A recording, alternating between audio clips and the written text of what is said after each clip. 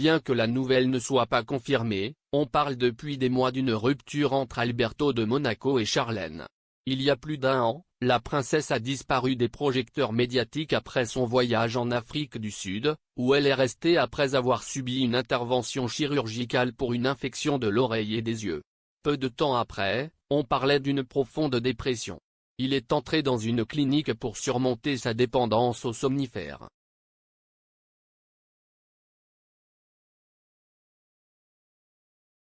Charlène de Monaco est revenue il y a quelques semaines et a retrouvé son agenda public.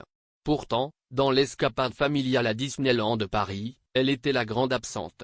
Le nageur sud-africain aurait demandé le divorce à Alberto de Monaco.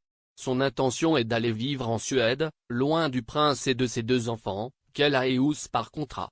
Alberto a demandé à Charlène de continuer à être liée au début.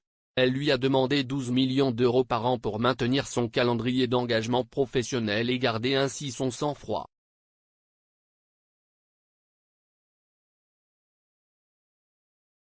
Elle a toujours été considérée comme la princesse triste et elle n'a jamais été heureuse.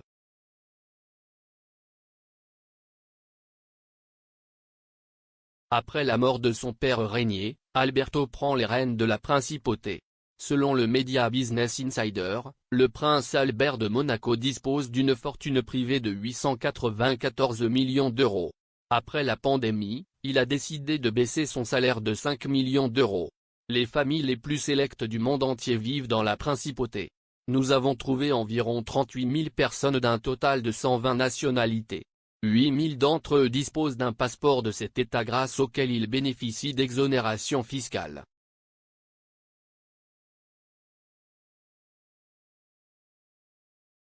Les nouveaux projets d'Alberto de Monaco excluent Charlène.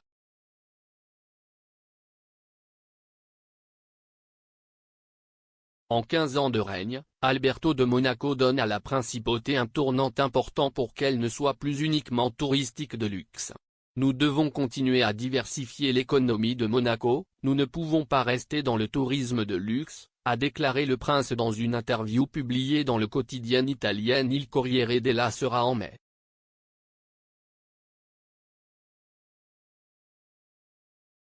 Le prince est très conscient de l'héritage de son père. Travailler sur les infrastructures et développer les métiers historiques de la principauté comme la pharmacie ou la cosmétique, de Lancaster à Biotherm, tout en recherchant de nouvelles activités à haute valeur ajoutée et de haute technologie sont ses projets, inspirés des enseignements de Raniero, pour l'avenir du pays. Mais il faut oser mener de nouvelles opérations, souligne-t-il.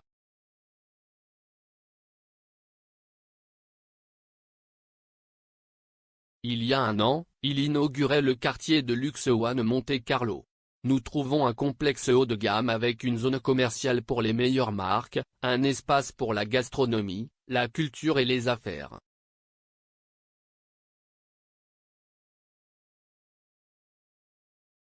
L'artère principale porte le nom de son épouse, la princesse Charlène. Il veut aussi gagner de l'espace sur la mer avec un nouveau quartier avec des panneaux solaires et de grands espaces verts.